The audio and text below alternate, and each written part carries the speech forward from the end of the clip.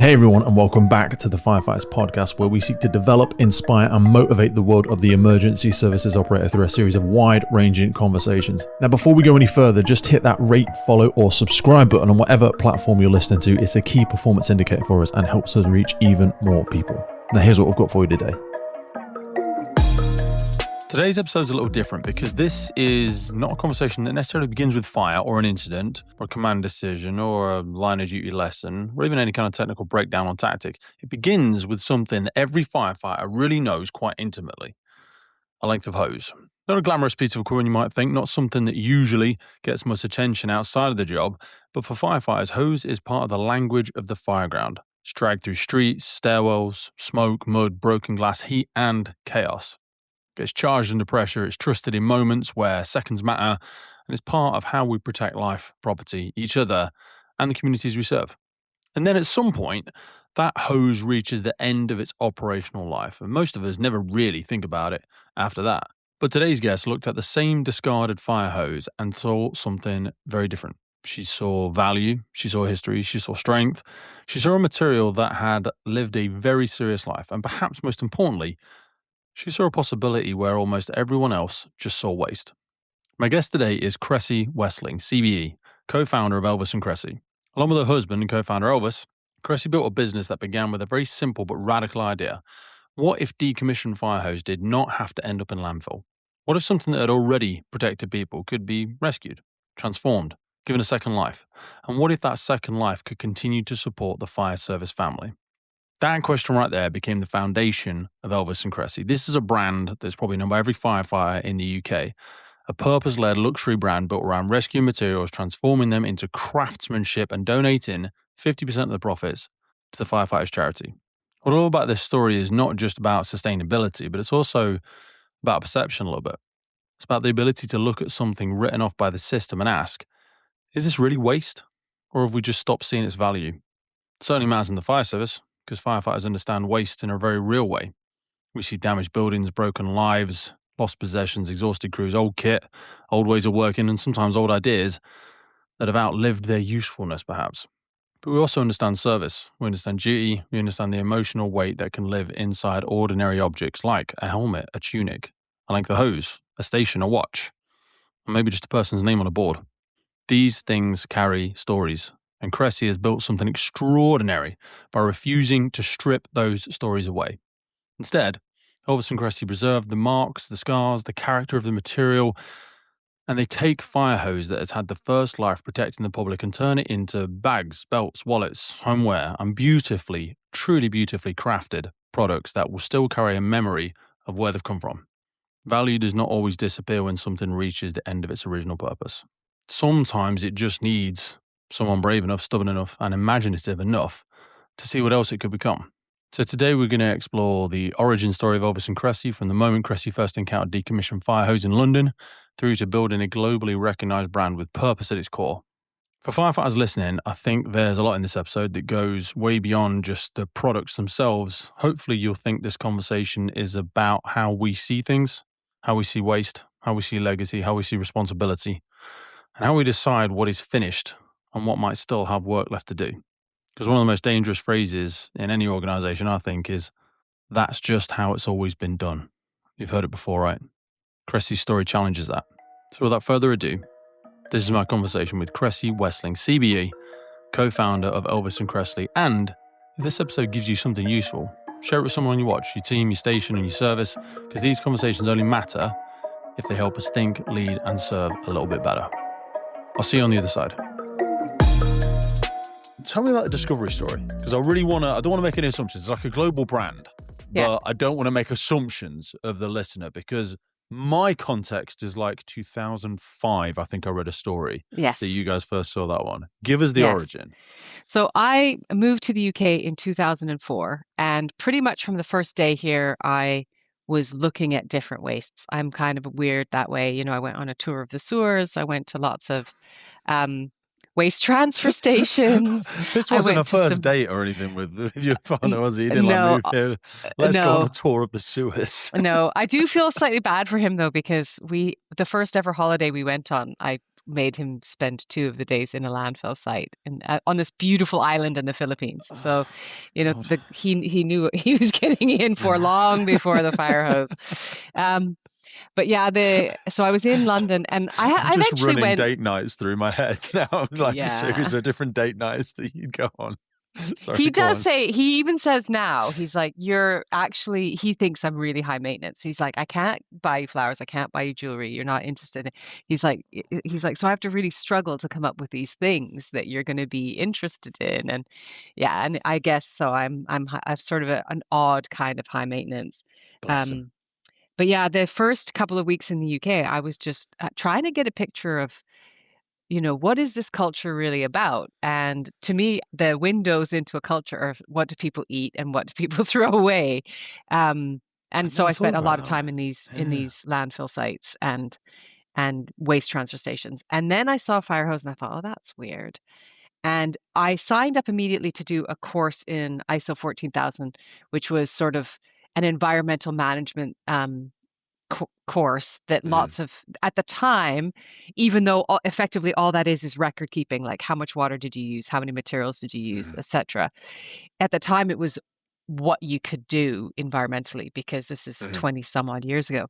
And on that course, there was two firefighters from the London Fire Brigade, and I just was laughing Ah. with them, saying, because yeah, they were the most interesting people there by far. It was very dry material, and they were saying that yeah, the LFB had some issues because it's a very leaky estate, in their words. It's old Victorian buildings that are really difficult to Yeah. run. And then you've got all of these appliances and you've got all this equipment. And then the fire hoses, they said, which have to be decommissioned after 25 years or after they get a tear that cannot be repaired, that's, let's say, in the middle of the hose. And I said, oh, Mhm. yeah, yeah, I saw that fire hose. And then they said, well, why don't you come to Croydon? Because that's where all the fire hoses go to die. And I went to Croydon probably the day after. So this is really early on in my time in the UK. And I went up to the rooftop of this old fire station where they were storing all of the fire hoses while they were deciding whether they could be repaired or not. Mhm. And I just fell in love with the material. I mean, it's red, it's got this Mhm. gorgeous history, it's durable, it's strong, and I completely understand why it can't be fire hose anymore because it's not safe. But that doesn't mean it can't be something else. I mean, in Mhm. my heart, I knew it could be something else. And so Mhm. I said on that day, the main firefighter was Nick Tong, and so I said, okay, Nick, look, I'm going to take this. I'm going to solve this problem. And he was just sort of nodding along, going, How many whatever. people have said that? Yeah. Yeah, who are you? And then I said, and Yeah. if anything ever comes of it, we're going to give you half. And he's like, I don't understand what you're talking about. And I took it away, and it just became an obsession from the first moment. What is it? What is nitrile rubber? Why can't it be recycled? Who makes it? What's its heating point? What's its melting point? What kind of industries use this material? And I just did this massive research project. And this is all as a hobby, because What again, what what rough age strange would you have character. been then? Sorry, I know you shouldn't ask those, but because Oh yeah, I this, mean, you're sounding such a unique, incredibly beautifully unique person. But who was the person before this? Because this can't have been a stumbling. No one comes into the UK or anywhere and goes, "I'm going to go on this ISO course." Like, who? How did 20s. I this was in my 20s, person like. get created?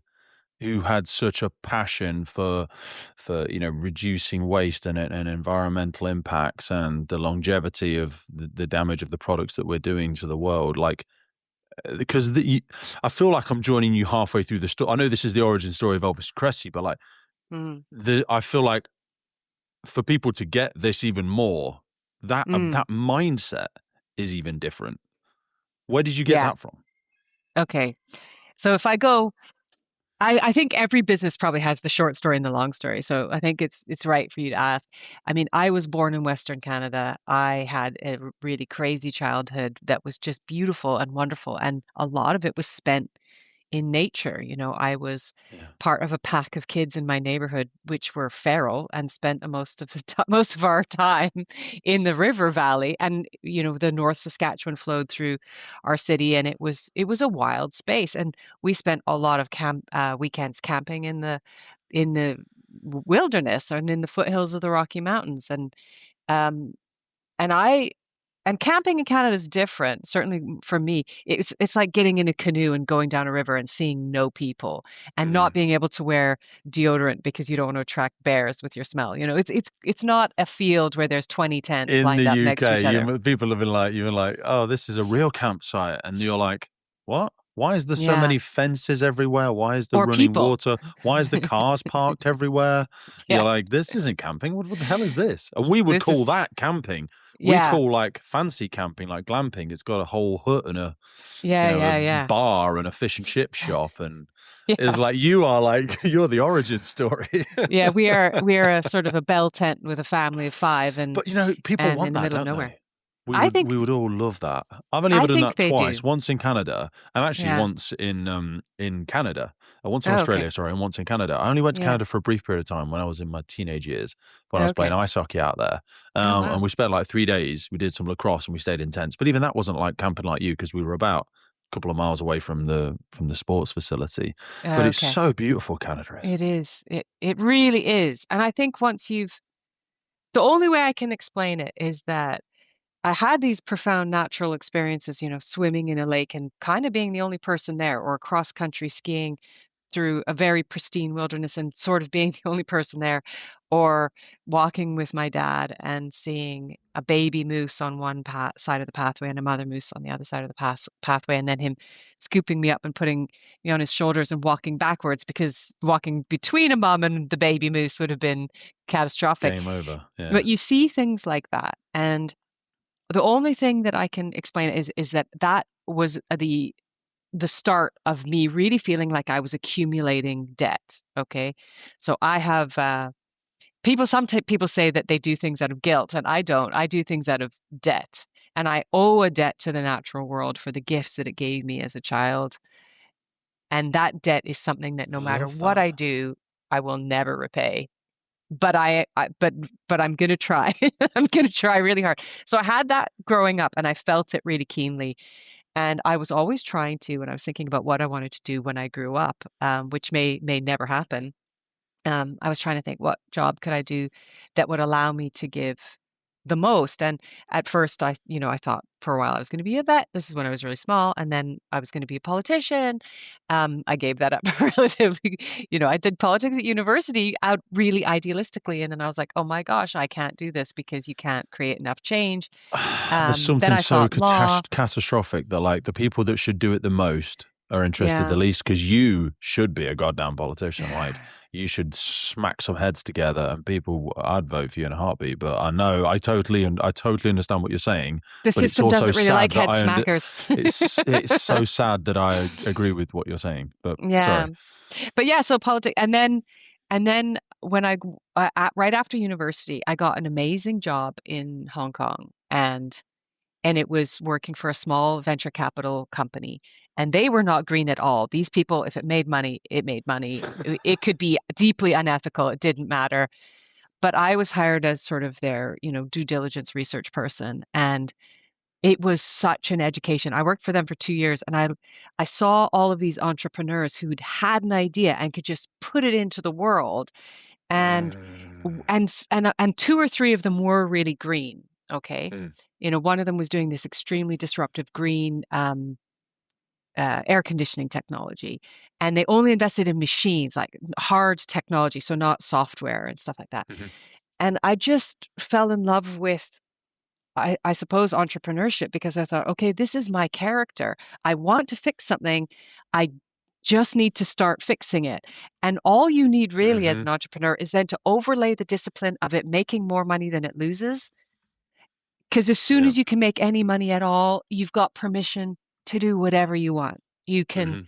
be as disruptive as you want. You can break all the rules that you want. And I'm not saying that that's always good because you've got entrepreneurs like Elon or Bezos who Mhm. feel free to destroy the environment and Mhm. disrupt democracy and do, you know, It is beyond a privilege to be able to bring the Firefighters podcast to you, and we are so grateful for every single person that supports, listens, shares, and follows our journey. And to help us keep doing it, create more, reach more guests internationally, and make the podcast sustainable, we're asking for you to help. And to do this, we've set up a Patreon page. By joining our Patreon community, you will get access to every single full episode archive we have ever made. Now, hundreds and hundreds of key documents that we've got in there on fire behavior, firefighter health, cancer risks, incident debriefs, and so much more. So if you feel like you want to join the Patreon crew and help us make this possible, head to patreon.com/TFFPC or check the link in any episode podcast notes. I always think the poison's in the dose. It's like, oh, I'm going to be a disruptor. And you're like, yeah, but don't disrupt the natural universe. No. So disrupt primitive systems that are abusing, slave labor, or, disrupt systems that are unethical or whatever. But exactly. And that's what I mean, like the poison's in the dose. It's like, how did you interpret? Like some people will look at, not me, but some people will look at famous people of history, like Hitler or whatever, and they go, oh, he just wanted to create a perfect world. The problem is how the way he wanted to do it. The idea of a perfect world is lovely, but his interpretation of the perfect world was, we're going to kill all these people that I believe are imperfect just for these people that I think are perfect. And if someone says, I'm going to disrupt this thing, and you go, well, don't think about what's in the wake of your entrepreneurship. Thing is, we very much pedestalize entrepreneurs these days. And I don't think that's a problem, because I believe we do need more of them. But what I think we need more of is actually agency. Like I'd love to inject that word into your thought soup at the minute, and I'll shut up and let you continue, because having that idea and that thing, that what tipped you into the be less impressed, more involved. Like I just need to go on this. There's not going to be someone knocking on the door inviting me to do this one day. I need to go. I need to do it. Yeah. So you've said two things there that ring a lot of bells. I was just in Canada. Do a lot of work with a university on Vancouver Island, and I was giving a lecture to students, and one of them came up to me and he said, have you always been a high agency person?" And I was like, I do. And I was like, yeah, actually, I have. I've never, and I think it's because I had really excellent parents who never said, they never facilitate, like they never helped me to do stuff. But if I said I want to try that, they would say, okay, go for it. There was never a no. I remember when I started my first business, my dad's response was, well, this will be cheaper than an MBA. It wasn't, you have no idea what you're doing, you're too young, blah, blah, blah. It was like, oh, great. And if you fail, you failed in Hong Kong. No one will have a clue. So it's fantastic. Go for it. So I've always felt like I could grasp things. And then you had a phrase. What was the other one? So I've always felt, if you're, and this is something my grandmother taught me, if you're capable, you're responsible. So you had that phrase, which was don't talk, get involved, or something. Oh yeah, sorry. It's easier. Oh no, what was it? What I always say? It's the same. It boils down to the same meaning. Be less impressed, more involved. Yes. Yeah. So that effectively, don't wait for an invitation. Yeah. And I always, and she told me that when I was probably 12. And I've always felt that, like, if you see an injustice, deal with it in the moment. Don't wait for 6 hours later saying, oh, I really should have said something then. You have, if you can fix something, you must fix it. You can't wait for someone else to do it, and you need to do it the now. Best version of you will give you an opportunity to betray yourself every single day. Like your dreams, your ambitions, your highest values, your moral calling, every single day, it will give you an opportunity to betray it and forgive you for it immediately. Because it'll be like, oh, well, it was just too tough. It was, the deck was stacked against you, Kresse, the cost, I mean, the logistics, you'd have to move to the UK or whatever. Do you know what I mean? And we just betray it every day. So many of us. Well, how would you define high agency? Because I feel like that's an unfamiliar term for a lot of people. Again, I don't want to make assumptions. We both obviously have our own familiarity or interpretation of what high agency actually means. I think it's essentially, you have enough. You know who you are, and you know what your skills are, and you also know what your skills aren't. So I wouldn't, if somebody came into the workshop today and said, could you deliver a lecture on algorithmic mathematics, I would say, no, I don't know anything about that. And I wouldn't care. I'd just be like, no, I can find you someone on the internet, but that's not me. But if it's something that I do know, or something that I'm comfortable with, I will go for it immediately. Even if Yeah. I know I'm not the best, I'll say, look, I don't know all of that, but I know some of that. Let's go for it.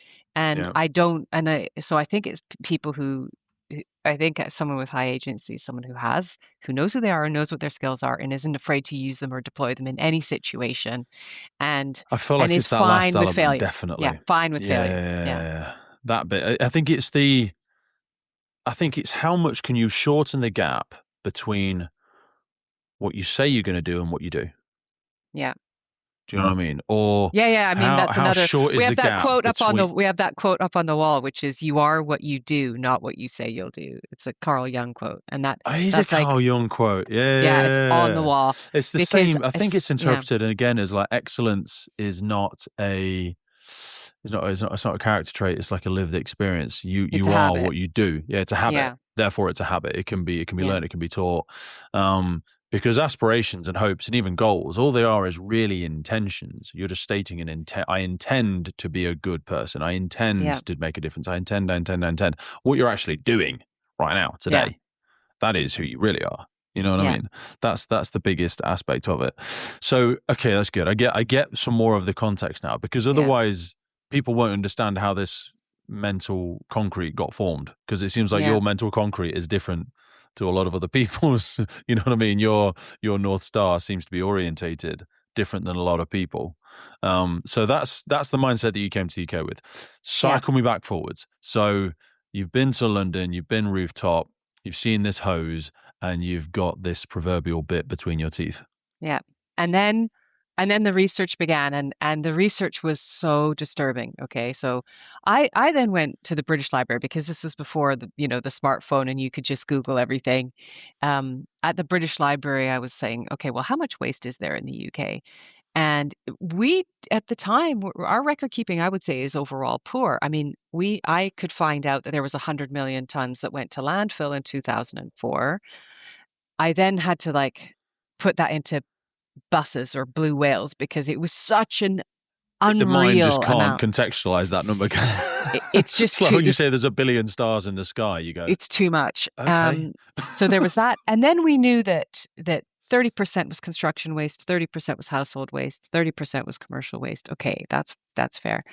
Then within household waste, I'm just thinking how much of this is compostable and why are our recycling rates worse than Belgium? And there were so many things that really, really annoyed me. And of course, it all told the story of the linear economy, taking things and extracting things out of the ground, making things, and then throwing them away, and not cherishing materials.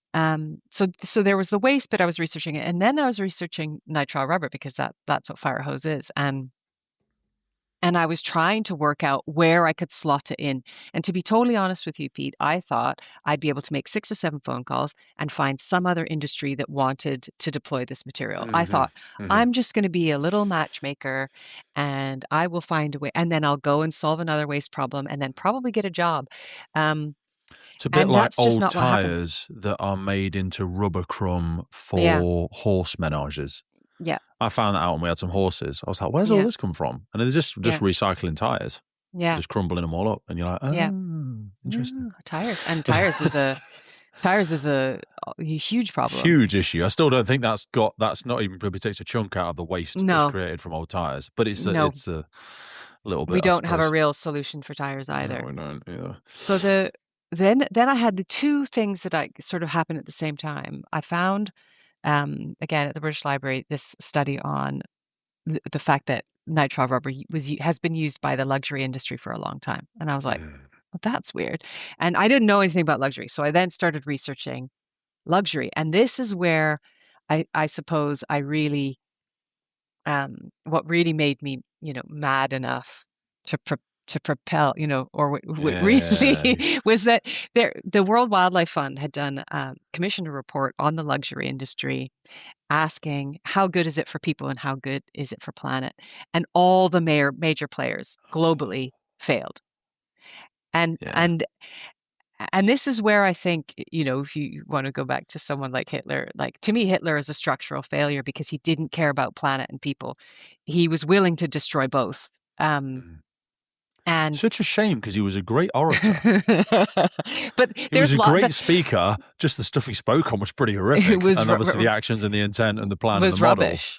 Yeah. And so I'm always like, my lens or how I look at something is always like, okay, you've produced this spectacular thing. Like, let's say you've made this beautiful bottle of champagne, but it's in a bottle that represents 50% of that's basically hugely carbon intensive. And you're spraying so many chemicals onto the grapes and onto the soil in order to produce these grapes that you're destroying downstream waterways and poisoning your farmers and potentially poisoning your customers because you don't wash the grapes before you crush them.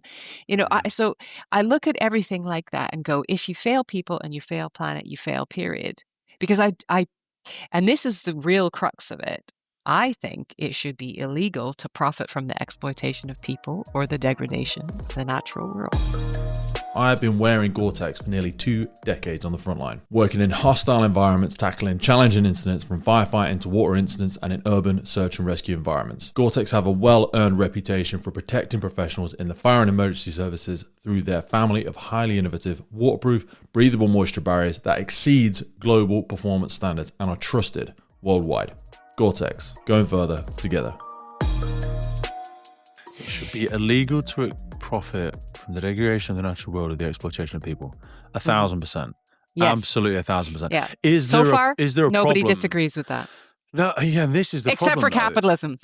Well, even Except they, from a values perspective, they would obviously agree with you, but they'd be like, we're way too far. The ground I'm stood on, the clothes, the house, the mental. And I know you have to get healthy the same way you got sick. We're talking it's going to take 150, 200, 300 years, God knows, to it could take fix 10. this. It could take Yeah. 10.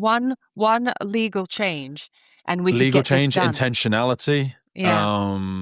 enforcement would have to Yeah. be an extent, unfortunately, Yeah, because but why people are not? so We're heavily willing to reliant. enforce. Think about what we're willing I to agree. enforce, and we're not willing to enforce, You a just have future to for. rip away so many. Well, no, I'm making assumptions now.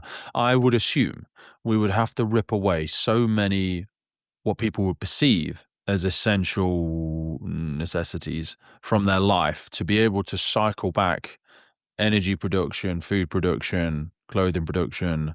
People would still be clothed and fed. They would be, just Yeah. not to the engorged abundance that we experience today, which has now become an expectation for many. You know what I And mean? I guess I do, but I'm one of Doesn't mean it's the wrong thing to s- do. I'm people still are going to vote for it. yeah, people are insanely creative, okay? I Insanely know. creative. And if we said, okay, I get it, we can't make this transition in a year, but we can probably make it in 15 years. And we're Mm, going to ladder up to it. We're going to every year increase the regulation on these things. The creativity that would be unleashed around I food know. systems, I fashion know. systems, construction. We know how to make better, different concrete. We know how to sequester carbon. We know how to grow food regeneratively. We know how to produce less fashion that's better. We know how to use materials that already exist, but none of that is incentivized. And That's it. we're all just obsessed with the A little dopamine shareholder. incentive machines. Yeah, Yeah. it's what are we optimizing for? What are we incentivizing? Because you'll get what you incentivize. But I also agree with you about if you just made things a rule. I had a conversation Yeah. yesterday about schools, about phones in schools. People are like, oh, if we banned them, the kids' mental health and da da da da. I said they'd be fine. They'd be fine. They'd Mm, scream and hit the windows for about a week or 2 weeks. And then it would just be this is the way it is. mm. If you had scanners at every door of the school and you just put it in a yonder bag, in a a what's it bag, and it just went in a lockbox and you get it back at the end of the day. You know what I mean? Like it would be so healthy for children to just ban Yeah. phones in schools. It'd be so goddamn healthy. So healthy. And I it'd don't think be a there's even massive that much debate on investment. that one. No, there's not. But where's the enforcement? Yeah. I mean, Cowardly leadership. parents overall would love it. There'll be, again, a few that I complain, but actually, I think for most kids, it would be a relief. It would be. It would be a relief. It's no different than adults. Like when you're forced to leave your laptop at home when you go on holiday, and you're forced to, you go, oh my God, like you just start seeing, you look up for a change, you know what I mean? And then you just go, wow, I can't believe I'm going to voluntarily re-enter back into that madness. But no, I'm so on board with that. Okay, so come back. You know, the hose thing especially. I was thinking about this this morning when I was doing some cardio, and we're going to have our episode together. It's quite embarrassing how long. Embarrassing's a harsh word because I wasn't there. I'm sure I'd have done exactly that. I'm sure there's things that are around me now in the fire service where someone in 10 years, 2 years, 20 years will go, how the hell did you ever just tolerate that? And nobody.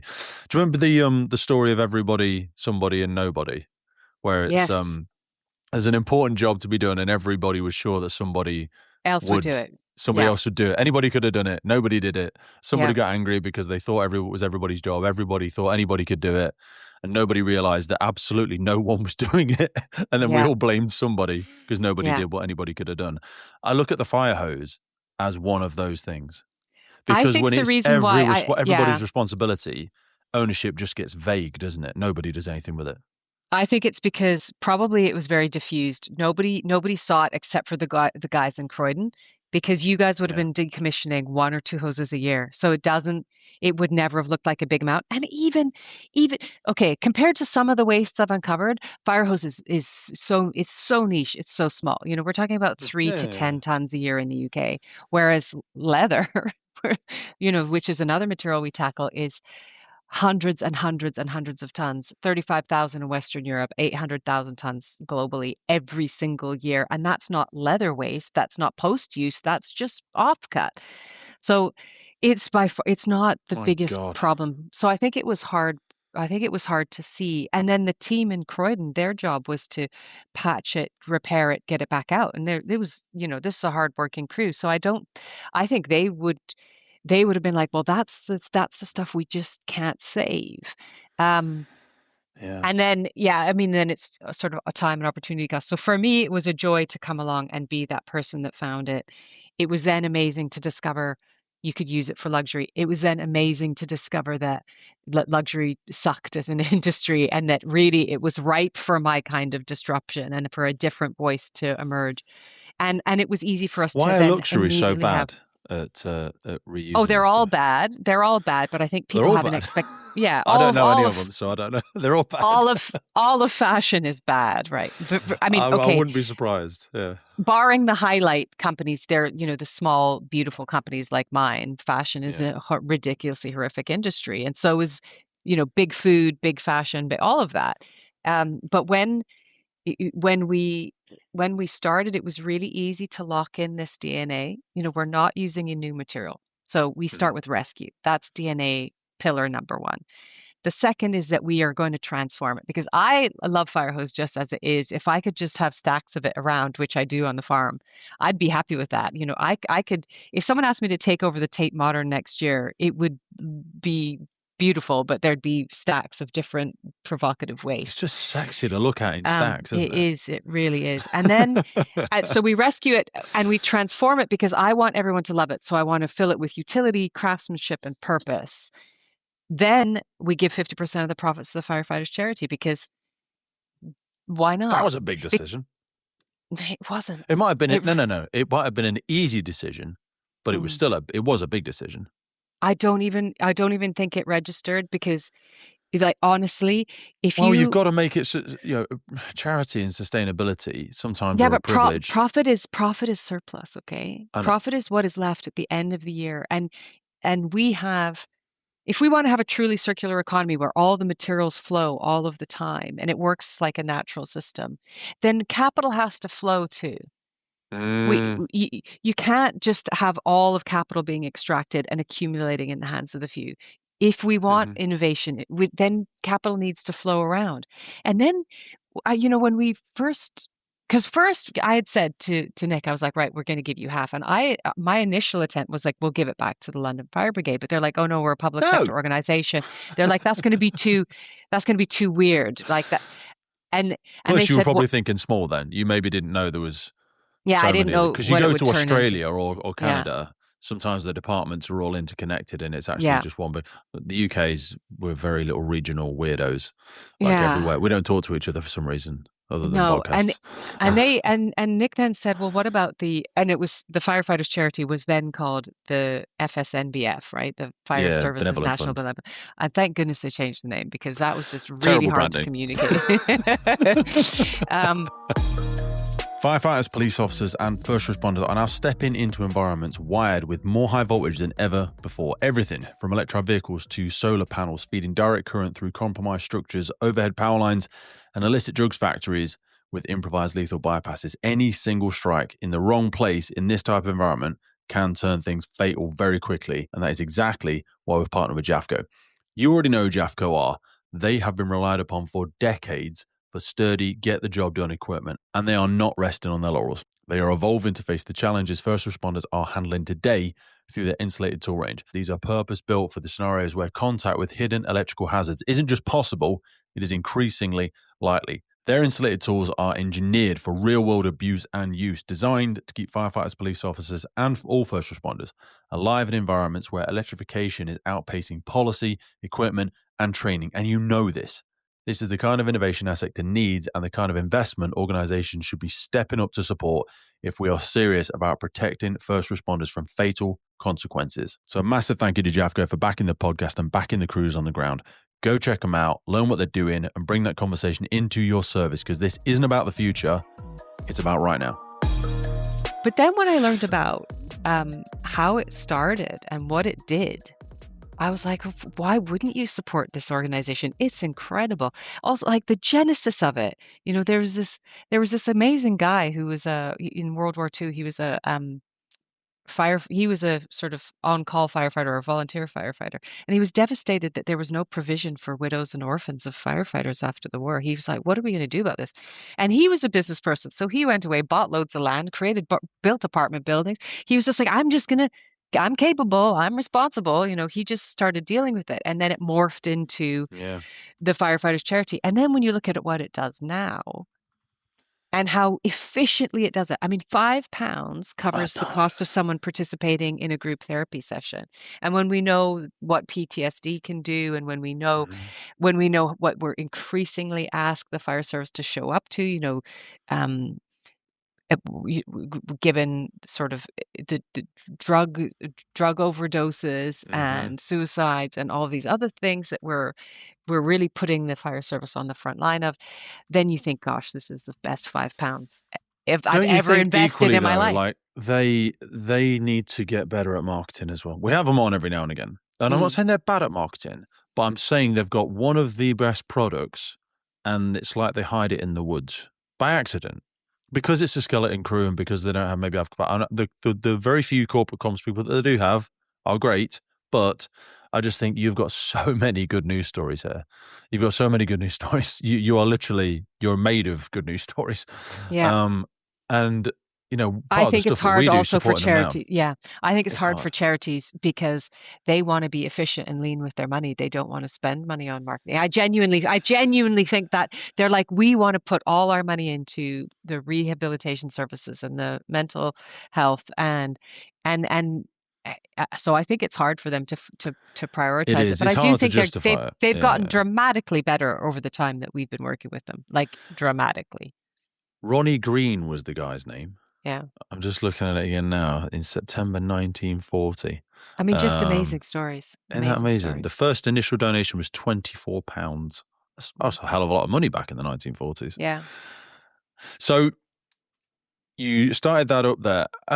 Where do you source this? Where do you source it all from? I don't want to give away any trade secrets because I know other people use fire hose for stuff.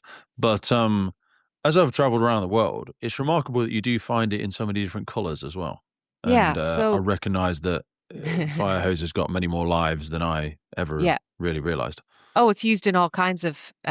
So we collect from London. London has the sort of biggest hose and line shop in the southeast, so that's like a lot of hoses. We get it from brigades across the country. We get it, when there was. Is it donated to you, or do you have to buy it now? No, we go and collect it, which saves the fire service the landfill fee, and saves them the hassle of getting rid of it. When Putin invaded Ukraine, I don't remember you remember, but there was like 18 appliance convoy that went to donate kits. Yes, fire aid. And yes, Yeah, and they tested also all of the hoses that got donated were tested at Ashford Fire Station before they went. yeah. And if they were not battle ready, Ashford was like, no, we're decommissioning them. And we And you went, had your truck on the other side going, bang it well, on. they just We'll get called rid of it. us. We wouldn't have even Oh, yeah. known about it, but one of the team members in Ashford was said, well, Elvis and Kresse's up the road. Why don't we call them? And so we basically then got the national clear out of hoses because everyone sent every sort of spare hose that was lying around to that convoy. And we collect from offshore oil rigs, we collect from cement factories, everywhere. You name it, we've discovered sort of where it is. And yes, it does come in different colors, but largely red and yellow. Yeah. Historically, mostly red, but London is switching colors around a bit, so our brand will actually be more yellow over time.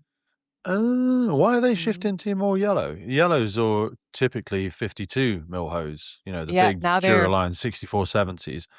they're switching. Um, aye, because Yep, 45s are usually red as yep, well. You go down to 45s, they tend to be th- red. Although yep. the blues, what Yeah, but that's color? cadet hose.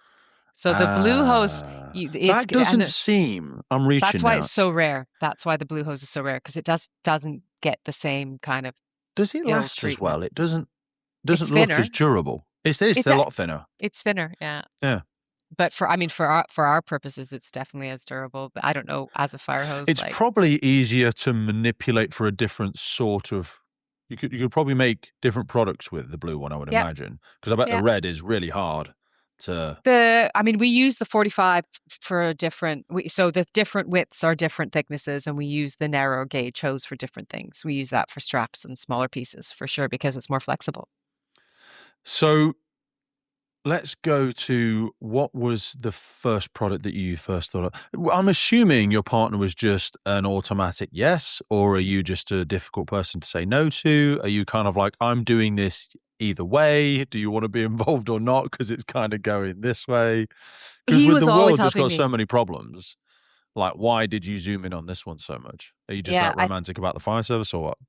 I think I just, okay, so had identified the problem, I'd identified a solution, and sort of was talking to Elvis, well, this is what we're going to do now. And then he made a belt. So of the two of us, he's the more practical person. And Okay. while he was making that first belt, I got a phone call from someone who was putting on this eco event at Wembley, and that's because my previous company, I made biodegradable packaging. So I'd had this sort of green reputation. And this guy called and he said, look, can you help us turn Wembley green for a day? And I said, that's going to be impossible. I won't be able to change the toilet paper supply or the cup supply because those are all contracted things. And then I looked over at Elvis making this belt out of fire hose. And I said, but I could make you belts out of fire hoses. And he was like, "Oh my gosh, could we have 1,000?" And I was like, "Yeah, we can make you 1,000." And I said, "When do you need them?" And it was in 2 weeks or something ridiculous like that. But of course, I said yes. And that night, the two of us were cutting through hose at the kitchen table, trying to see, well, how many could we make in a day? And with Who kitchen stabbed scissors, themselves first? no, Because that because stuff is. it's so Did you use thick tough that cut when you're scissors? Yeah. yeah, but the issue was you just can't cut that fast. And the next morning we woke up and we had these sort of claw-like hands because it's 4 mils of rubber. Oh, It's man. really thick. You And must have and a I thought vice grip now. I thought this is unsustainable. But I then you start researching and I found that there's what a pizza cutter looks like, a sort of Yeah. circular blade. So there's a tool that basically is a motorized pizza cutter Oh, and God. has an extremely sharp blade. So we I bought bet. one of those, and I think that was our only big investment, and it was 39 pounds and 99 pence. And we could then easily it just chewed through the Yeah. hose. Um, so that allowed us to cut it open, clean it inside and out, cut the belt lasts. And then when the day of the event came, we sold all the belts that day. Oh, God, And I'll to bet. me, that was just, and I said, look, they're made of fire hoses and half of the profits are going to firefighters. Because at that point, that was the best way to express that. Yeah. And everyone was like, this is amazing. And who buys a belt at a concert? That's weird, right? And who buys, I think they were 25 pounds at the time. This is obviously 20 years ago. Yeah, And but so it was, again, the story is just so damn good. yeah, so A, what people it is, feel a B, lot of them. people's connection to people say they want to support first responders, and then they kind of struggle with the methodology of doing it, but actually like a Yeah, way to plug into the system. So when you're saying quite transparently, and you guys have, yeah, I mean, we will find it. I mean, you probably know the amount you've contributed to charity yeah, is eye-watering, yeah. and very appreciated. But yeah, that makes it easier for people to get on board with. I wanted to ask you just for a second the element about waste responsibility, Mm. because that has changed recently in the UK, hasn't it? Yeah, yeah. There is a greater focus. I don't know if it was a legislative change around landfill. There's lots of changes coming There in all has the been a lot of time, changes, like hasn't there? producer responsibility and landfill tax increases and Mm-hmm. different things becoming sort of. There have been some changes, but I mean, they're again, I would say weak compared to what we really need to do. Mm-hmm. Well, if we Aren't they trying really to want move to to like a fix this, digital waste tracking as well, though? Because yeah, so much of stuff is paper based still, isn't it? you could do that, but also you could just. I mean, EPR is wonderful, which is extended producer responsibility, basically making the person who makes something responsible for its death. But the legislation is imperfect because if it was perfect, then it would deal with, roadside litter that was largely Mm-hmm. McDonald's branded, and it's not. It's not going to deal with that, right? No. So we do we do need legislation, but I almost think I don't know. This is sort of going to sound really heavy-handed, but I almost think sometimes people need a license to produce, and if you're not producing Mm-hmm. something that's good or important for society, then maybe you shouldn't be allowed to make it. Uncomfortable, but Yeah, 1,000% true. So yeah, belts are the first product. So yeah. we went to Belts. belts first, and then And the between the belts, two of you, yeah, you and must I'm have actually like wearing this is one of the first belts we ever made. Um, nice. but yeah, the belts were really quick, and then lots of people said, "Well, what else do you make?" And we were just thinking, "Oh, what else do we make?" And the profits from that first belt sale, we Mhm. bought a sewing machine. Elvis learned to sew, and then we started making other stuff. And we gradually just grew into the collection. It's been a 20-year process. We never had external investment, so we've just been growing at the rate that was allowed by, the customers who were supporting the cause. We're working in collaboration with the Blue Light Show, a national conference and exhibition built around one thing. Blue Light Services do better together than apart. I'm going to be there 1st and 2nd of July 2026 at the event, getting involved with those conversations and connecting with people who really care about doing the job better across the blue light sector. I'll see you there. We've grown really slowly and really organically, and we now make probably 50, 60 different products, and across, I think we rescue 10 different waste streams really on a regular basis. So we started with fire hose. Now we rescue also leather, printing blanket, parachute silk, um, coffee sacks, shoe boxes, wood, lots of different kinds of materials. And we either fold them into the collection or use them in different ways. But there's always a 50% donation. So we've Which kept one true to that same remains the DNA. most iconic and popular, do you reckon? Oh, easily the tote bag. If I think about which item, maybe we sell belts every day, but the tote bag was probably the first bag that we made ever. It was the first design, and I still see some people carrying around the 20-year-old version of that, and we still sell significant numbers of them all the time. And the design has tweaked over time, but only to improve the quality. Mhm. So yeah, or could be the weekend bag. I mean, the weekend bag's an icon now because the Victoria and Albert Museum bought one for their permanent collection, and Wow. it's an icon. And kind of, I don't know, that's exciting. That was extremely exciting for us. So I do. The one thing that I'm slightly disappointed, obviously, I'm excited about where we've gotten to and how it works, but I did think we would shift the whole industry more. I think our idea was that if we provide this really good example of what a business can do and what a good business looks like, that more of the industry would fall in line. And there have just When you say been, more other industry, do you mean the fire sector? Do you mean the waste management sector? oh no, Do I you mean mean luxury and just fashion. luxury and faction? Yeah. The firefighters are doing the best they can with Yeah. limited resources and underpaid colleagues, right? Yeah. Which is why we have a code Do for you a think there's discount for any real firefighters for our moral product. compass? Do you think there's any real moral compass in fashion though? Like, I'm not saying there's Um, none, but well, I suppose I am suggesting that there's none. But if people may have gone and watched the yeah, second all Devil the Wears Prada has just come yeah, out recently. Again, the film actually wasn't. I love the first one. The second one's yeah. rubbish.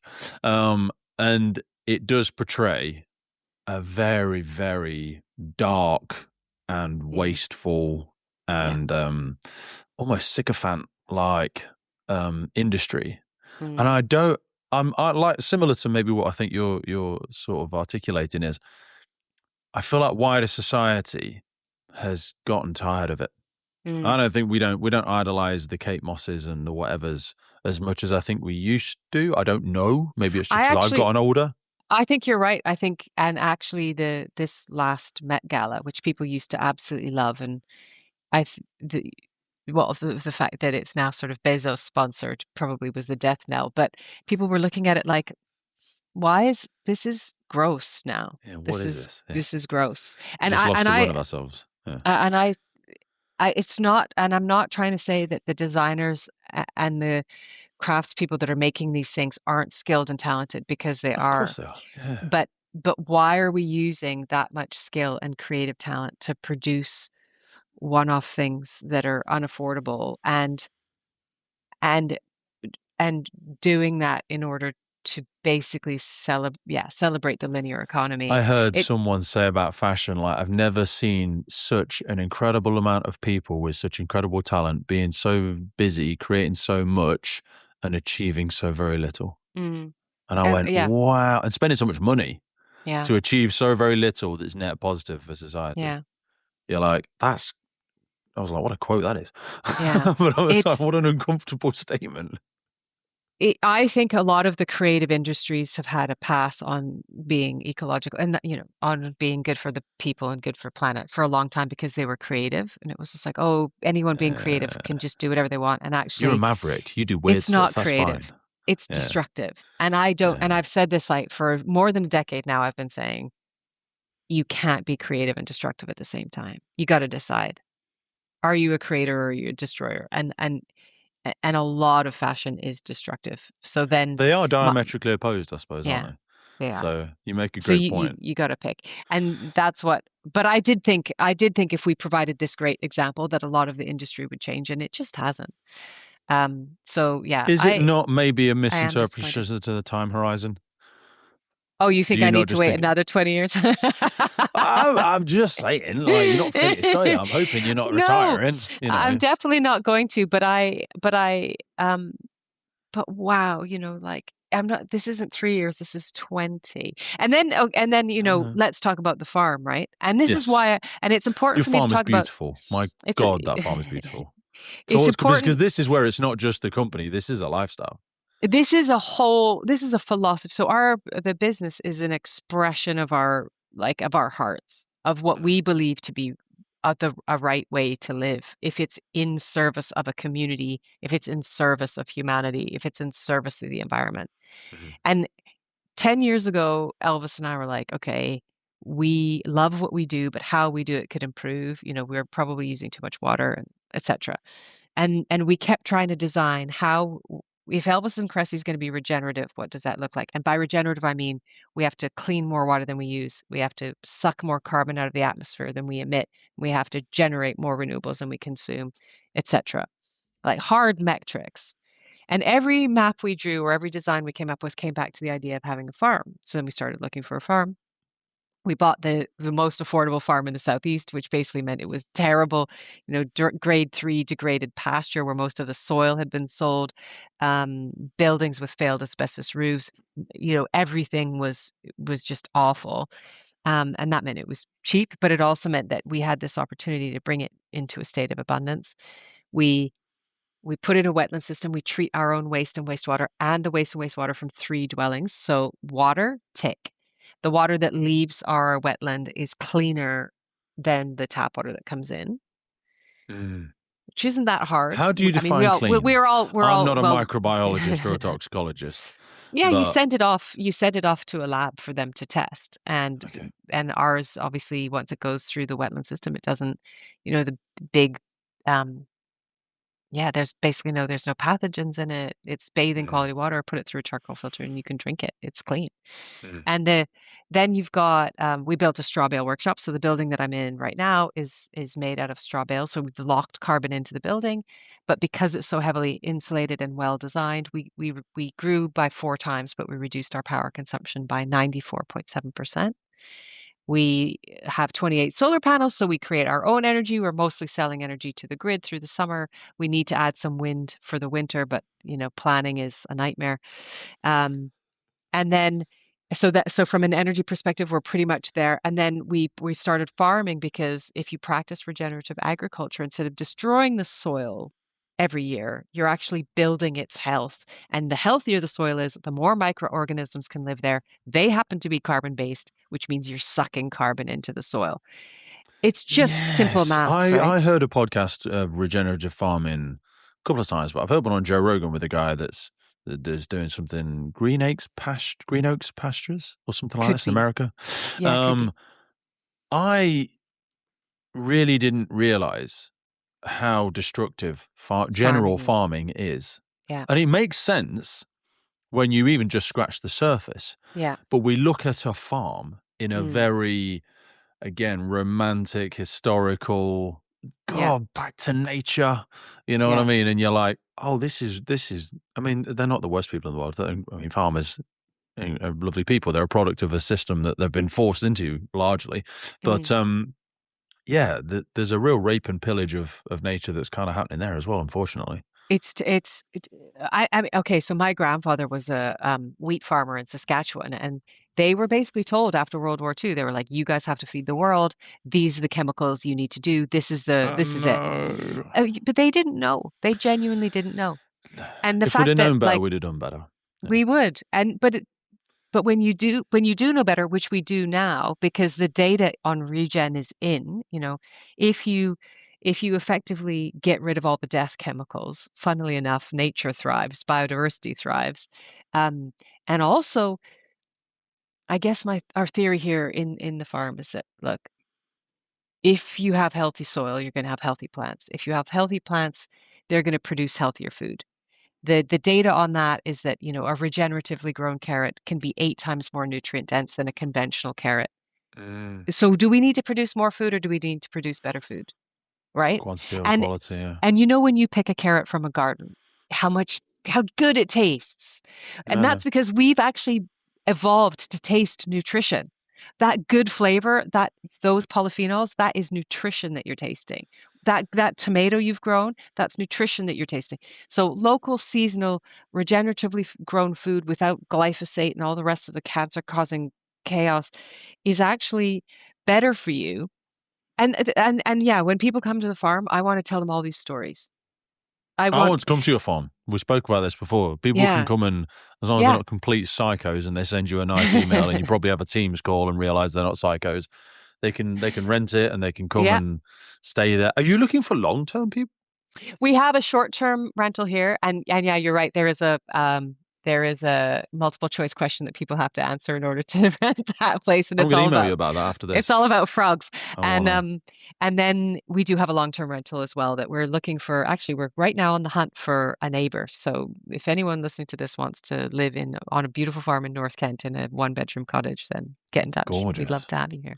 I want to be super respectful of your time, but I don't want to stop off this. But what I want to do is cycle it down to something people can touch, because where Mhm. you're at and the things that you and your partner are doing may feel unachievable to people, whether they because of where they live, because of economical challenges, whatever. If I had to push you into a corner and say, what are, as an example, like 3 changes people perhaps could make at home before they were to spend a big money on big eco upgrades, what's like Mm. some tactical, if we could empower people with some marginal gains, like where do people waste most energy without realizing what's some stuff they could do at home? Oh, at home, I always sort of advise people to look in their bin, at the end of every Okay. week and just look at what's there because often you'll see the same repeated pattern. You'll see quite kind of distressing amounts of waste, and those don't have to be there. Mm, What you are voting with your wallet. What you buy is important. mhm. Um, Buy secondhand clothes. You don't need a big budget to buy from, and I prefer eBay to Vinted. I think there's better service and better collaboration between the customer and the I buyer. use But Vinted. I get scared yeah. I'm still going to get ripped off on eBay. I don't know why. I suppose I need to Oh, get over I that. I find it the reverse. Really? But yeah, but what I can tell you is, yeah, buy secondhand clothes. Yeah. Check what's Well, in your thrift bin. shops have like exploded, haven't they? Which is great. Yeah, look at what you can look at what you can replace. And then if you want to invest in something new, don't buy something that's locally made and buy better. There's beautiful brands like Community Clothing where everything's made in the UK and it's really, really considered. The belts that we buy, I don't want you to buy two of my belts. I want you to maybe buy one of my belts and it will last you forever. And if you grow, I'll grow it for you. We don't want people to have two. I think so buying less and buying better and buying secondhand where you can is really, really important. Mhm. But also, you know, yeah, get off your phone, get off your computer, and get some joy in doing something in your community to serve your community, whether that be working in a food bank or, if you have time to give anything, get involved in your community. Because the only thing I can tell you that comes of that is that you just feel amazing all the time. The goodwill that you put into the world genuinely comes back to you tenfold. The reason we are Yeah. still here as a business is because we do something good, Yeah. and people want to be involved in that and support that, and we're just always overwhelmed by that, always. I think viscerally we do feel that sort of karmic debt that we have with the Yeah. universe when we're surrounded by our abundance and things like that. How do you balance kind of like comfort with cost versus environmental responsibility in your personal lives? Well, Tough question maybe, but I mean, it's so I guess, yeah, I mean, I buy secondhand clothes, so I'm all over that. We're not into shopping, so that's like just out. From a food perspective, we try to follow a diet for planetary health. It's like a UN diet. So we don't eat, if we eat meat, it only comes from a regenerative system and it's rare. We eat a lot of mhm, beans, um, things like that, and that actually subsequently makes you healthier too. Like so that kind of thing is quite good. um and then it's just being really intentional about, yeah, this site, there's mhm. no fossil fuels on this site. we Wow. everything everything here was designed for maximum energy efficiency, um, carbon sequestration, and supporting biodiversity. When we came to the farm, there was no water in the landscape, and water brings life. So Mhm, even if you have a tiny little garden, put a little pond in it, because it will bring life. And so we had no newts when we came here, and now we've just got ponds teeming with newts and frogs. And if you're supporting amphibians and creatures like that, they are so sensitive to pollution and to environmental degradation. They can't survive in in poorly treated ecosystems. So to see them here for us is probably one of the best achievements that we've ever made. Is just oh, wow. restoring this to a beautiful landscape. But I think it is like people might hear so much of this and feel like they've got to change the world tomorrow. But like I said earlier, you've got to get healthy the same way you got Yeah, sick. It's a bit like us, like firefighters. We understand that prevention is the key. The best incident yeah, is the one that we never have to go to. And environmental responsibility in a similar sort of way isn't just about cleaning up the damage, but it's designing life so less yeah. damage happens in the future. Yeah. And Do you know what I also, mean? don't look at us like this took us this is our Exactly. 21st year. Yeah. When we Comparing day one started, with your day 20, or yeah, year 20. we started this business in a shared house in Brixton with a rivet press beside our bed, okay? We didn't have money. We didn't have any, network in fashion. We didn't have any of that, but we did just Mhm, start. And then we were stubbornly, and Elvis had another job for years, and this is an example of like patient and sustained commitment, mhm. and making, I guess, yeah, 21 years of putting people and planet first just happens to have turned out really well for us too. and for everybody else, and for the firefighting Mm. community, and for people that rely on the charity, Oh yeah. for waste, but also I think I know you feel like you haven't made as much of a difference upstream in the fashion world as you hope, but I'd be Yeah. remiss if we didn't nudge the Burberry Foundation, the Sotheby's Yeah. stuff. What was happening with the Gotham Hotel? The article that's on the website. I'd love to just speak to that for a second. Well, Gotham was fantastic because when they took on that site in Newcastle, it is an old fire station, and Beautiful. so many of the beautiful elements had been removed, but anything that was still there, they kept. And then they got in touch with us really early on in their development, and said, how could we work together to design some really cool pieces for the hotel? So there's these wall panels in the front lobby, there's this amazing fire hose chandelier, and then all the do not disturb signs are made of fire hose, the menu covers, the coasters, we're sort of throughout the hotel. And I love it because it's brought fire hose back into the hotel. And then Gotham customers get a discount on our stuff and vice versa, so we're helping each other to grow too, which I quite like. Yeah. But yeah, there's projects like that we do that we love. We've worked with a lot of hotels, but that was the first fire station. There is a heritage fire station in Manchester that I believe is in development. So if anyone knows anything about that one, we would love to participate. It's a gorgeous building, and I love Manchester. But yeah, There's there's a firefighter projects. starting a coffee company cafe. Oh, really? Yeah, that's going to be like the whole. I think he's bought an old Cafe Nero. I'll Oh, okay. send you his number after this. Yeah, definitely. We'd love that. Because he'd be. How do you keep up with production? Like, are you looking for people? Are you looking for retired? I mean, retired firefighters might be useless. I don't know. Oh, that's horrible. A lot of them are great. Some of them can sew. Some of them are some of them are so, but more than that, they're problem solvers, and they're usually quite hard workers, and they're quite intuitive. Are you looking for? You must have a pretty incredible group of people now We to we keep do. up with We're all not. this production. Yeah, we do. We're not hiring at the moment, but we're always looking for interesting people. I mean, the thing that I think we've got a great crafts team. We've got I'm just sitting across from one of my colleagues, Como, who's fantastic at social and customer service and things like that. But yeah, we our main thing at the moment is actually trying to get into new markets. The Brexit was really hard for us because we had at least 15 to Oh 20% of our yeah. customers were in Europe, and they just stopped buying from British websites. So it's hard to win our way back into Europe. So for us, it's just like trying to really expand into. I mean, this really helps. We find every day we meet Yeah. firefighters who've never heard of us, Yeah. and that's a shame because it's a core audience for us. We only have 70% of our audience is in the UK.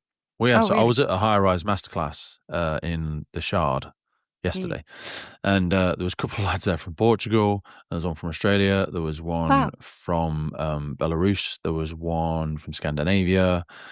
They'd all heard it. They'd all listened. They all came over and said hello Wow. and took pictures and stuff like that. Because I see the numbers on the thing and I see the dots around the world. But I don't know. It's just numbers on a screen. I don't even know if they're firefighters. Yeah. But then when you meet them and you're like, Jesus Christ, where the bloody hell did you find it? And they're like, oh, you had this guy on, I had this guy on. But that's what I love. Okay. I love the international guests that we have. Yeah. Because we kind of think the UK, we can be quite insular. More perhaps Americans are no better. Like Americans only speak to Americans sometimes. UK sometimes speak to UK, but I mean we're similar. I think our audience is about 60% UK. So we do ship all around the world. But yeah, mostly we're just trying to sort of continue that slow and steady pace of growth but just find new people to love the materials that we rescue as much as we do, because they help you to tell a different story when you're carrying one of our products, when you're walking around with it, and you can genuinely say to somebody, what do you think this is made of? You then get this opportunity to tell a really wonderful story, and that's our main mission, is to just give that story to other people to tell. Absolutely love that. God, I know we could go for another 2 or 3 hours. I want to be respectful of your time. I'd love to have you on in like another 6 or 7 months. I know you're speaking with one of our team. We're going to maybe do some giveaways or do something. And obviously, we, the podcast, not Elvis Kresse, although you donate enough anyway, we are still going to donate even when we do giveaways and stuff like that. I'll say that now out in the public domain, and you can follow that up with George, that you're working with. We're going to continue to give donations every time we do a giveaway as well. But I really appreciate you coming on. I've known about the brand since I've only been in 20 years in the fire service, and you've been around the entire time. Yeah. And everyone is aware of it. But similar to the charity, it's really important to continue to introduce the newer audience, because like 70% of the UK Fire and Rescue Service are retiring over a sort of 10, 15-year period now. Certainly crazy, probably isn't it? 10. Well, we're reaching that 30-year transition where it's just like hemorrhaging people. So for people that are unfamiliar, go underneath, have a look. You'll see links to Elvis and Kresse's socials, to their website as well. We will tag a few of our favorite products that we personally like. That's not to say that the others are not fantastic as well, but we've all got favorites. So we'll do some favorites as well. And I took this from one yesterday. I had my notebook with me the other day. And ironically, again, because I bumped into a brand new firefighter and they were like, where the hell did you get that from? And I said it as though it would, when you say like, oh, Google something. I said, where's Elvis and Kresse? And they were like, what's that? And I was like, what do you mean, what's that? But again, you forget what you know and what other people aren't unaware of. So he was absolutely stoked with it. Send my love to Elvis, send my love to the team. I'm really excited to finally get you on, and I look forward to doing some work together and making a bit of a difference as we move forward. Amazing. Come to the farm. Appreciate your time. We'd love it. Take it. I'm coming to the farm. Me and my missus and my daughter as well. Excellent. Thanks, Pete. Well, that's it for today, folks. Hope you took a lot away from that episode. We started the Firefighters podcast to develop, inspire, connect, motivate, represent, and most importantly, celebrate the world of incredible emergency services operators and the wider sector through this series of wide-ranging conversations. We really love creating this podcast and bringing it to so many people. Did you know you can also find these on YouTube? We do a lot of video podcasts now. You can head over to our YouTube page and follow, subscribe there. And as a final ask from us, whatever platform you're on, please rate the podcast. It really helps us as a key performance indicator to reach more and more people. I've been your host, Pete Wakefield. This has been the Firefighters Podcast. And wherever you are in the world, please stay safe, be happy, and where possible, please remember and support your firefighters and first responders. I'll see you next time.